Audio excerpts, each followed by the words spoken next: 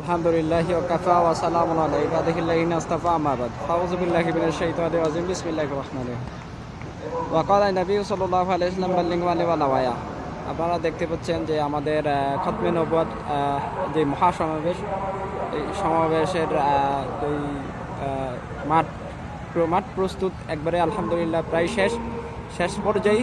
Sound সিস্টেমগুলো এবং stage সাজানো সব ধরনের যে প্রতিবন্ধকতাগুলো ছিল এগুলো আলহামদুলিল্লাহ নেই। পর্যাপ্ত পরিমাণ মাঠে জায়গা আছে, বিশাল বড় এক মাঠ।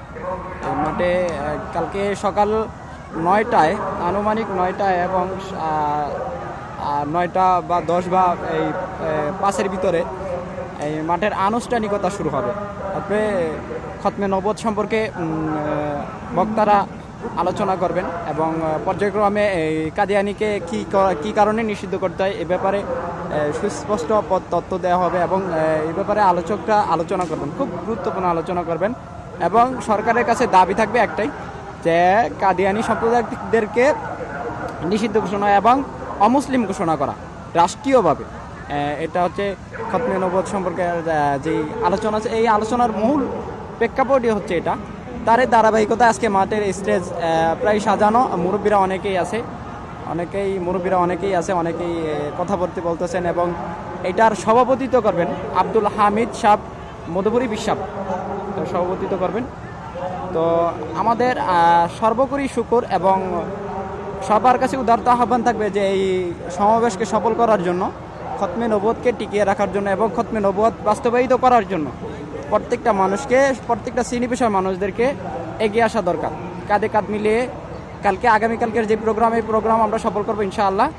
এবং খতমে নবুয়ত টিকিয়ে রাখার জন্য আমাদেরকে যদি রাজপথে নামতে হয়, আমরা রাজপথে নামার জন্য প্রস্তুত আছি ইনশাআল্লাহ।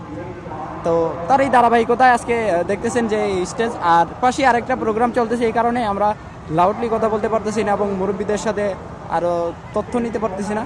তবে আমরা খুব শীঘ্রই আমরা জানিয়ে দেব এই ব্যাপারে। খতমে নবুয়ত সম্পর্কে আপনারা জানেন যে অনেকগুলো কান্ট্রি থেকে লোক আসবে, ইরান, ইরাক এবং ফিলিস্তিন এবং সৌদি আরব, কাতার, বাহরাইন, এইসব দেশ থেকে লোক আসবে।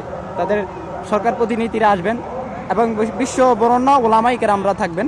এবং আমাদের বলা হয়েছে যে বাইতুল মোকাররমের খতিব আব্দুল মালেক হাফিজাউল্লাহ উনিও থাকবেন এবং দেশের বরেণ্য আলেমরা থাকবেন। সবার উদারতা আহ্বান করছি যে সবাই এই আন্দোলনে এবং খতমে নবুয়ত সম্পর্কে যেই মহাসমাবেশের ডাক দিয়েছেন আব্দুল হামিদ সাহেব, পীর সাহেব মধুপুরী, ওনার এই ফিকির, ওনার বৃদ্ধ বয়সের যেই ফিকির, এই ফিকিরকে যেন আল্লাহ তাআলা কবুল করেন এবং এই কাদিয়ানি সম্প্রদায় এদেরকে যেন অমুসলিম ঘোষণা করেন সরকার।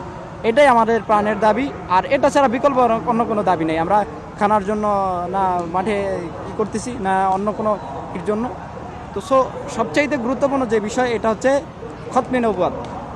রাসূল সাল্লাল্লাহু আলাইহি ওয়াসাল্লামের নবুয়ত নিয়ে কেউ যদি টানাটানি করে, তার যেন দাঁত ভাঙা জবাব হয়, আর এটাই তার দৃষ্টান্ত প্রমাণ হতে পারে।